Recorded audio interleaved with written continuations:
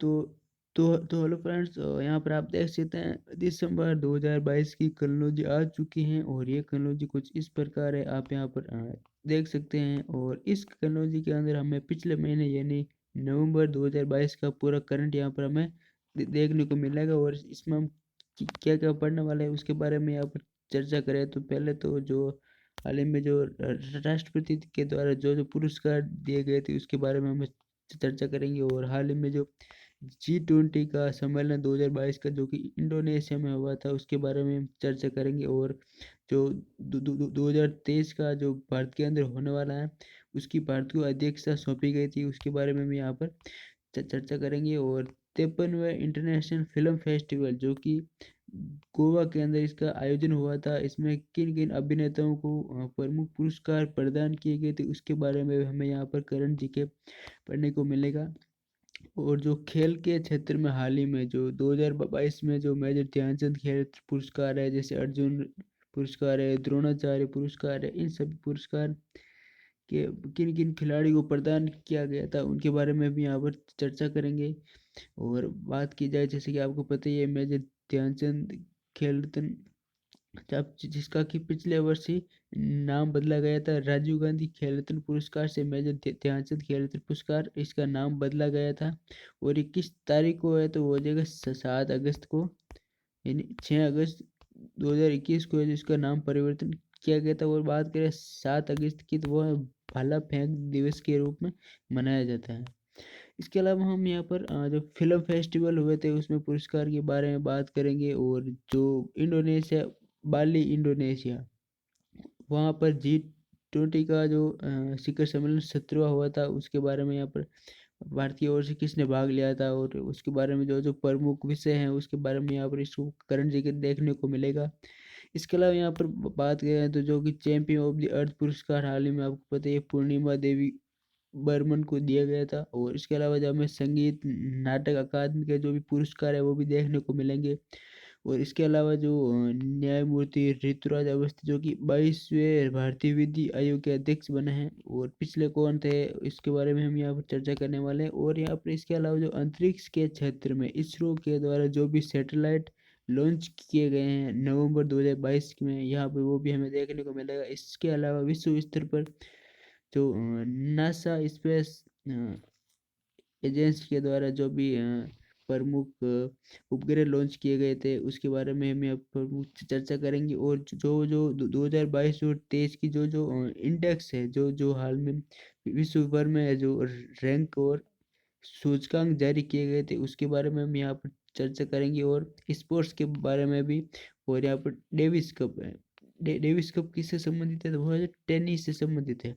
और जो 2022 का जो डेविस कप जो कि कनाडा इसको विजेता रहे हैं, इसके उप विजेता कौन रहे, इसके इसका आयोजन कहाँ पर होता है इसके बारे में यहाँ पर चर्चा करेंगे। और इसके अलावा हाल ही में जो क्रिकेट का T20 वर्ल्ड कप का आयोजन हुआ था ऑस्ट्रेलिया के अंदर, जिनमें ऑस्ट्रेलिया विजेता इंग्लैंड विजेता रही थी और उप विजेता थी पाकिस्तान। और इसमें प्रमुख प्लेयर ऑफ द टूर्नामेंट का और सर्वाधिक रन किसने बनाए, सबसे ज़्यादा विकेट किसने लिए, इन सभी का हम यहाँ पर चर्चा करेंगे। और तो यहाँ पर देख सकते हैं डेविस कप के जो फाइनल विक्ट्री के बाद का ये जो चित्र लिया हुआ है।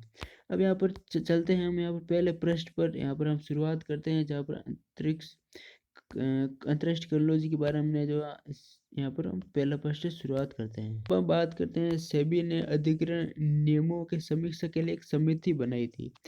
बात करें तो इस समिति का उद्देश्य क्या था, यहाँ पर सबसे पहला तो ये सवाल बनता है कि इस समिति ने यानी कि सेबी के द्वारा अधिग्रहण नियमों की समीक्षा के लिए जो समिति बनाई गई थी उसके अध्यक्ष कौन है, उसे अध्यक्ष किसे चुना गया। तो अध्यक्ष की बात करें तो वो थे S J वजीरदार, ये है इन्हें अध्यक्ष बनाया गया जो कि हरियाणा उच्च न्यायालय के पूर्व मुख्य न्यायाधीश भी रह चुके हैं। बात करें ये जो समिति बनाएगी कुल इसमें कितने सदस्य थे तो ये जो इस सेबी की अधिग्रहण नियम समिति में कुल 20 सदस्य थे। अध्यक्ष कौन थे तो S J वजीरदार इसमें अध्यक्ष थे और 20 सदस्य थे। बात करें इस समिति का उद्देश्य क्या था, उद्देश्य की बात करें तो उचित वैश्विक व व्यवहार को अपनाकर मौजूदा नियमों को सरल और मजबूत बनाना, यह इसका उद्देश्य था। और इसके अलावा अगले वाले की बात करें तो वो हो जाएगी बर्मोस मिसाइल के बारे में। आपको पता ही है भारत और रूस के साथ मिलकर बर्मोस मिसाइल का निर्माण करता है। और बात करें बर्मोस की तो भारत की ब्रह्मपुत्र नदी और रूस की मस्को नदी, इन दोनों के नाम को मिलाकर बर्मोस नाम दिया गया है। और ये जो मिसाइल है बर्मोस मिसाइल, ये किस प्रकार की मिसाइल है तो वो हो जाएगा सतह से सतह मार करने वाली ये क्रूज मिसाइल है। तो यहाँ पर अब बात करें बर्मोस मिसाइल के हाल ही में करंट का क्या सवाल है तो वह है बर्मोस सुपरसोनिक क्रूज मिसाइल का सफल परीक्षण हाल ही में किया गया था। वो कहाँ पर किया गया तो वह सेना का पश्चिमी कमांड अंडमान निकोबार द्वीप समूह के अंदर ये किया गया था, जो कि 29 नवंबर 2022 को किया गया था। ये इसमें बनते हैं। और यहाँ पर बात करें तो बर्मोस का निर्माण किन किन के द्वारा, भारत में बर्मोस का निर्माण डीआरडीओ के द्वारा किया जाता है। और यहाँ पर रूस की जो संस्था है वो एनपीओएम, दोनों डीआरडीओ और एनपीओएम दोनों मिलाकर बर्मोस का निर्माण करते हैं। इसके अलावा हम अगले प्रश्न पर चलते हैं। तो यहाँ पर प्रमुख आ चुका है मासिक घटनाओं का सार संहार। इस पूरी क्रोनोलॉजी के अंदर जो करण जी के प्रमुख जो पूरी घटनाओं का जो सार संग्रह बनता है वो हमें यहाँ पर इस प्रश्न पर देखने को मिलता है। और यही से ही काफ़ी सारे करंट जीके के सवाल एग्जाम से हमें देखने को भी मिलते हैं। तो यहाँ पर चलते हैं पहले इस सवाल में। तो यहाँ पर जो डिक्शनरी के द्वारा जो word of the year award मतलब शब्द दिया गया, वैसे तो डिक्शनरी कौन सी है तो मरियम वेबस्टर डिक्शनरी के अनुसार 2022 का वर्ड ऑफ द ईयर किसे घोषित किया गया था तो वह गैस लाइटिंग को इसे वर्ड ऑफ द ईयर दिया गया है। इसके अलावा अगले सवाल की बात करें तो अब 2022 के गणतंत्र दिवस के समारोह में मुख्य अतिथि के रूप में किसे चुना गया है तो वो है अब्दुल फतेह अल सीसी, जो कि किस देश के राष्ट्रपति है, मिस्र देश के राष्ट्रपति है। बात करें तो 2021 की, तो यहाँ पर पिछली बार कोरोना की वजह से कोई भी विदेशी राष्ट्रपति या अतिथि यहाँ पर नहीं बुलाया गया था, मतलब बुलाया गया था लेकिन वो कोरोना की वजह से रद्द हो गया था। इससे पहले की बात करें तो 2020 की बात करें तो वो ब्राज़ील के राष्ट्रपति थे उस समय, जो कि इसमें बोल्सोनारो ऐसा कुछ नाम था, बोल्सोनारो, जो कि उस समय 2020 में भारत में गणतंत्र दिवस पर मुख्य अतिथि थे। और इस बार की बात करें 2023 की तो हो जाएगा मिस्र देश के राष्ट्रपति अब्दुल फतेह अल सीसी। यहाँ पर बात करें जो भारत ने पहली बार गणतंत्र दिवस मनाया था, बोले तो 26 जनवरी 1950। उस समय मुख्य अतिथि कौन थे तो वो थे इंडोनेशिया के राष्ट्रपति सुकर्णो। ये मतलब ऐसा सवाल बनता है कि गणतंत्र दिवस पर भारत में किस विदेशी मतलब मुख्य अतिथि के रूप में किसे बुलाया गया था तो वो सुकर्णो थे, जो कि इंडोनेशिया के राष्ट्रपति थे। उन्हें यहाँ पर पहले मुख्य अतिथि के रूप में भारत ने बुलाया था। इसके अलावा हम अगले सवाल की बात करें तो यहाँ पर अंतरिक्ष से संबंधित यहाँ पर सवाल आ जाता है। और नासा के द्वारा हाल ही में जो स्पेस क्राफ्ट लॉन्च किया गया था उसका नाम क्या है, मेरिनर 4, जो कि 1964 को नॉट की अभी स्पेस क्राफ्ट को लॉन्च किया गया था। इस उपलक्ष्य में 28 नवंबर को किस दिवस के रूप में मनाया जाता है तो वह लाल ग्रह दिवस के रूप में मनाया जाता है। बात करें लाल ग्रह किसे कहा जाता है तो वह मंगल ग्रह को ही लाल ग्रह बोला जाता है। और मंगल ग्रह का रंग लाल रंग किस का कारण है तो वह है आयरन ऑक्साइड के कारण इसका रंग है जो लाल रंग है। इसका मतलब वातावरण में आयरन ऑक्साइड की अधिकता है, इसकी वजह से यह जो लाल रंग का दिखाई देता है। और इसके अलावा जो शुक्र ग्रह की बात करें तो जैसे पृथ्वी की बहन, भोर का तारा, सांझ का तारा, यह जो शुक्र ग्रह के उपनाम है। और इसके अलावा हम अगले सवाल की बात करें तो रिंग ऑफ फायर क्षेत्र में शामिल रूस स्थित वह प्रायद्वीप जो हाल ही में 2 ज्वालामुखी विस्फोटों के कारण चर्चा रहा, यानी कि कुल मिला के ये पूछा जा सकता है कि जो कामचटका प्रायद्वीप कहाँ पर है, रूस के अंदर स्थित है। और ये अभी ज्वालामुखी विस्फोट के कारण यहाँ पर चर्चा में रहा था। इसके अलावा हम अगले सवाल की बात करें तो वह रेलवे स्टेशन जिसको सांस्कृतिक विरासत संरक्षण और इसकी मूल विरासत वास्तुकला की स्थापना के लिए यूनेस्को द्वारा Asia Prashant award of merit सांस्कृतिक विरासत संस्करण पुरस्कार दिया गया था। तो वह है भायखला रेलवे स्टेशन जो कि मुंबई के अंदर स्थित है। और इसके अलावा एक करण जी का ये भी सवाल था कि जो हबीरगंज रेलवे स्टेशन था पिछले साल का ये सवाल था, मतलब 2022 का ही है। मतलब हबीरगंज रेलवे स्टेशन का जो नया नाम है वो क्या है, तो वह रानी कमलावती रेलवे स्टेशन था जो कि एमपी के अंदर स्थित है। इसके अलावा जो मुगल सराय रेलवे स्टेशन था, मुगल सराय रेलवे स्टेशन का नया नाम क्या है, तो है पंडित दीनदयाल रेलवे स्टेशन जो कि इसका नाम रखा गया था। अब यहाँ पर अगले सवाल की बात करें तो वह है नवंबर 2022 के उत्तरार्ध में संपन्न 53वें भारतीय अंतर्राष्ट्रीय फिल्म महोत्सव में इंडियन फिल्म पर्सनैलिटी अवार्ड किसे दिया गया, तो वह चिरंजीवी एक्टर को दिया गया है। इसके अलावा अगले सवाल की बात करें तो संयुक्त राष्ट्र के शासनादेश के तहत अर्ध रेगिस्तानी इलाके में मल्टी डोमेन संचालन में विशेषज्ञता साझा करने के उद्देश्य से भारत ऑस्ट्रेलिया संयुक्त अभ्यास, कुल मिला के ये पूछा जा सकता है कि ऑस्ट्रा हिंद अभ्यास युद्ध अभ्यास किस किस देशों के बीच हुआ, तो वह भारत और ऑस्ट्रेलिया देशों के बीच हुआ और ये कहाँ पर आयोजित किया गया था, तो यह बीकानेर राजस्थान के अंदर इसका आयोजन किया गया था। महाजन फील्ड फायरिंग रेंज बीकानेर के अंदर आयोजन किया गया था। इसके अलावा यहाँ पर विश्व अंगदान राष्ट्रीय अंगदान दिवस कब मनाया जाता है, तो वो हो जाएगा 27 नवंबर को मनाया जाता है। बात करें 26 नवंबर की तो हो जाएगा भारतीय संविधान दिवस भी मनाया जाता है जो कि बाबा साहेब भीमराव अम्बेडकर की याद में उनके मनाए जाते हैं। बात करें अगर बाबा साहेब भीमराव अम्बेडकर अंतर्राष्ट्रीय हवाई अड्डा कहाँ पर स्थित है, वो हो जाएगा नागपुर के अंदर स्थित है। अगर बात करें सुभाष चंद्र बोस अंतर्राष्ट्रीय हवाई अड्डा कहाँ पर स्थित है, तो वह जो कोलकाता के अंदर स्थित है। छत्रपति शिवाजी अंतर्राष्ट्रीय हवाई अड्डा कहाँ पर स्थित है, तो वह जो मुंबई के अंदर स्थित है।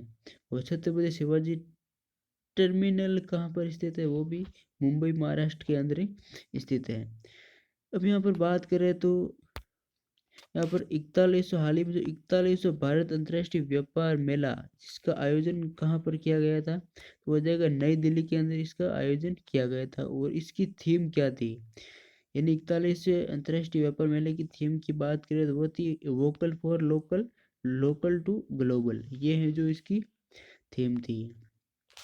इसके अलावा यहाँ पर बात करें तो वो है अंतर्राष्ट्रीय गीता महोत्सव 2022 का आयोजन कहाँ पर हुआ था, तो हो जाएगा कुरुक्षेत्र हरियाणा के अंदर स्थित हुआ था। और कुरुक्षेत्र जो कि महाभारत के काल का सबसे प्रसिद्ध मतलब महाभारत का युद्ध भी यहाँ पर कुरुक्षेत्र के अंदर आयोजित हुआ था। और इसी के तौर पर गीता महोत्सव को भी यहीं पर आयोजन किया गया था। और कुरुक्षेत्र कहाँ पर स्थित है, वो जो हरियाणा के अंदर स्थित है।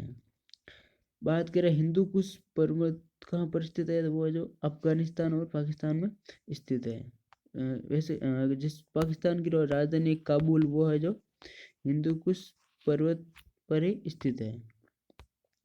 इसके अलावा यहाँ पर अगले सवाल की बात करें तो राष्ट्रपति द्रौपदी मुर्मू ने नवंबर 2022 में राष्ट्रीय विधिक सेवा प्राधिकरण यानी नालसा का कार्यकारी अध्यक्ष किससे मनोनीत किया गया है, वो हो जाएगा संजय किशन कौल को मनोनीत किया है। इसके अलावा विज्ञान दिवस को मनाया जाता है राष्ट्रीय विश्व विज्ञान दिवस की बात करें तो वह 10 नवंबर को मनाया जाता है। और ये जो इसकी 2022 के अंदर थीम क्या थी, तो सतत विकास के लिए बुनियादी विज्ञान। तो यहाँ पर अगले सवाल की बात करें तो वह ई गवर्नेंस का 25वां सम्मेलन कहाँ पर आयोजन हुआ था, तो वह जहाँ कटरा जम्मू कश्मीर के अंदर संपन्न हुआ था। और ई गवर्नेंस 25वां सम्मेलन जो कि जम्मू कश्मीर में आयोजन हुआ था, इसकी थीम क्या रखी गई थी, तो वह नागरिकों उद्योगों और सरकार को करीब लाना, यह है जो इसकी थीम रखी गई थी। इसके अलावा हम अगले सवाल की बात करें तो स्वास्थ्य मंत्रालय ने टीबी मुक्त अभियान के लिए राष्ट्रीय अम्बेडकर के रूप में किसे चुना है, तो दीपा मलिक को है जो चुना है। और इसके अलावा भारतीय पैरा ओलंपिक समिति के अध्यक्ष की बात करें तो वो भी अभी वर्तमान में दीपा मलिक ही हैं। इसके अलावा बात की जाए शरद कमल अचंता का संबंध किस खेल से है, तो हो जाएगा टेबल टेनिस से संबंधित है। और इसे है जो 2022 का मेजर ध्यानचंद खेल रत्न पुरस्कार है जो प्रदान किया गया था। इसके अलावा हम यहाँ पर ऊपर चले तो यहाँ पर जो पंजाब भारत के नहीं सॉरी पाकिस्तान के 17वें सेना अध्यक्ष बनाए गए तो वह जनरल असीम मुनीर। बात करें 16वें सेना प्रमुख कौन थे, तो वो है जनरल वाजपा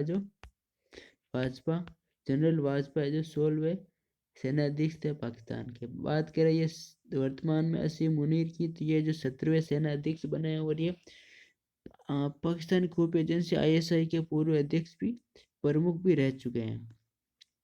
अब यहाँ पर अगले सवाल की बात करें तो किस स्पेस टेक स्टार्टअप द्वारा डिजाइन और संचालित भारत के पहले निजी लॉन्च पैड और मिशन नियंत्रण केंद्र का उद्घाटन सतीश धवन अंतरिक्ष केंद्र हरिकोटा के अंदर किया गया, तो वह अग्निकुल कॉस्मोस के अंदर किया गया है।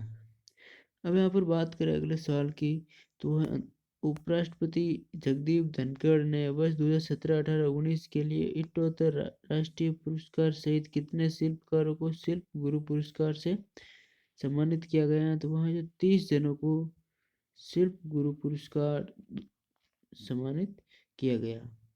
बात करें मुंबई के 100 वर्ष पुराने किस संग्रहालय की जीर्णोद्धार परियोजना को वर्ष 2022 के लिए यूनेस्को एशिया प्रशांत का उत्कृष्ट पुरस्कार देने की घोषणा की है, तो वह छत्रपति शिवाजी महाराज वास्तुकला जो कि मुंबई के अंदर स्थित है। और इसे हमें 100 वर्ष पुराना है जो जिसका जीर्णोद्धार किया गया था। और छत्रपति शिवाजी एयरपोर्ट कहाँ पर स्थित है, तो अभी मैंने बताया था ये मुंबई के अंदर स्थित है। और छत्रपति शिवाजी टर्मिनल कहाँ पर स्थित है, तो ये भी मुंबई के अंदर स्थित है। और छत्रपति शिवाजी महाराज म्यूजियम की बात की जाए तो संग्रहालय की बात की जाए ये भी मुंबई के अंदर ही स्थित है। इसके अलावा हम अगले सवाल की बात की जाए तो वह 7वें वैश्विक प्रौद्योगिकी शिखर सम्मेलन का आयोजन कहाँ पर हुआ था, तो वह नई दिल्ली के अंदर इसका आयोजन हुआ था। और 7वें वैश्विक प्रौद्योगिकी शिखर सम्मेलन के अंदर क्या थीम रखी गई थी, तो वह जियो पॉलिटिक्स ऑफ टेक्नोलॉजी इसकी जो थीम रखी गई थी। इसके अलावा बात करें तो GPAI फुल फॉर्म क्या है, global partnership on artificial intelligence, ये इसकी फुल फॉर्म में। इसकी बात करें तो इसमें अध्यक्षता किस देश को हासिल की है, 2000 तो वह है फ्रांस देश को इसमें अध्यक्षता हासिल की है। बात करें अगले सवाल की, तो वर्ष 2025 में खेले जाने वाली कबड्डी विश्व कप की मेजबानी वेस्ट मिडलैंड्स को सौंपी गई है, ये किस देश में स्थित है, तो वह ब्रिटेन के अंदर स्थित है। और हाल ही में यूपीएससी के नए अध्यक्ष किसे बनाए गए हैं, तो वह प्रीति सूदन को यूपीएससी का नया अध्यक्ष बनाया गया है। इसके अलावा अगले सवाल की बात करी जाए तो यहाँ पर अंतर्राष्ट्रीय संगठन आसियान जिसका मुख्यालय कहाँ पर स्थित है, तो वह काठमांडू नेपाल के अंदर स्थित है। काठमांडू नेपाल के अंदर स्थित है। और किस देश को अपने 11वें सदस्य के रूप में शामिल किए जाने की सैद्धांतिक स्वीकृति दी है, तो पूर्वी तिमोर इसकी स्वीकृति दे दी है। यानी पहले 10 देश थे और अब आसियान में कितने देश हो चुके हैं, वह जो 11 देश हो चुके हैं। और इसका 11वां देश कौन सा है, तो पूर्वी तिमोर, यहाँ पर ईस्टर्न तिमोर है ना। यहाँ पर अगले सवाल की बात की जाए, सऊदी अरब के क्राउन प्रिंस कौन है, मोहम्मद बिन सलमान ने अगले 10 वर्षों में किस पहल के लिए $2.5 बिलियन का योगदान देने की घोषणा की है, तो वह है मध्य पूर्व में हरित पहल। यह है जो इसके लिए उन्होंने $2.5 बिलियन का योगदान दिया है। अगले सवाल की बात करें जाए तो यहाँ पर एशियाई हॉकी महासंघ के CEO कौन है, तो वह है मोहम्मद तैयब इकराम। और अब इन्हीं को अंतर्राष्ट्रीय हॉकी महासंघ का अध्यक्ष भी बना दिया गया है। तो अंतर्राष्ट्रीय हॉकी महासंघ के अध्यक्ष कौन है, वो भी हो जाएगा मोहम्मद तैयब इकराम, जो कि किस देश के हैं, तो वो है पाकिस्तान के हैं। यहाँ पर अगले सवाल की बात की जाए तो परवीन, लवलीना बोरबो, स्वीटी बोरा और अल्फान पठान का संबंध किस खेल से है, तो वह इनका संबंध मुक्केबाजी खेल से है। और इन्होंने अभी ये जो एशिया चैंपियनशिप 2022 हुई थी, उन्होंने इन सभी खिलाड़ियों ने इसमें जो स्वर्ण पदक जीता था, कुल 4 स्वर्ण पदक इसमें जीता है। परवीन, लवलीना बोरबो, स्वीटी बोरा और अल्फान पठान, इन्होंने चारों ने ही स्वर्ण पदक जीता है। इसके अलावा क्रिकेट की बात की जाए तो आपको पता ही है, हाल ही में जो T20 के विश्व कप कंप्लीट हुआ था, जो कि ऑस्ट्रेलिया के अंदर आयोजन किया गया था। और उसकी विजेता की बात की जाए तो इंग्लैंड इसकी विजेता थी, उप विजेता इसकी पाकिस्तान थी। और इंग्लैंड ऐसा देश बन गया है जिन्होंने जिन्होंने 50 ओवर और यानी और 20 ओवर यानी 15 ओवर और T20 दोनों के अंदर एक साथ विश्व विजेता बनने वाली पहली टीम बन गई है, वो है इंग्लैंड। और इसके अलावा अंतिम सवाल, इसमें अंतिम बात की जाए तो वह 19 नवंबर 2022 को एशिया कप। पहले तो यहाँ पर बात कर लेते हैं, मनिका बत्रा का संबंध किस खेल से है, तो वह टेबल टेनिस से संबंधित है। एशियन कप टेबल टेनिस प्रतियोगिता 2022 में कांस्य पदक जीतकर इस प्रतियोगिता में पदक जीतने वाली पहली महिला कौन बन गई है, तो वह मनिका बत्रा है, जो पहली महिला बन गई है। तो ये है जो हमने समय समूह मासिक घटनाओं का सार संहार के बारे में पढ़ा है। और इसका जो अगला वीडियो में हमें जो अंतर्राष्ट्रीय परिदृश्य के बारे में चर्चा करेंगे, जहाँ पर दिसंबर 2022 की क्रोनोलॉजी में जो भी अंतर्राष्ट्रीय परिदृश्य, अंतर्राष्ट्रीय स्तर पर जो भी करंट जीके बनते हैं, उनके बारे में यहाँ पर अगली वीडियो में हम चर्चा करेंगे। फिलहाल इस वीडियो में इतना ही। Thank you.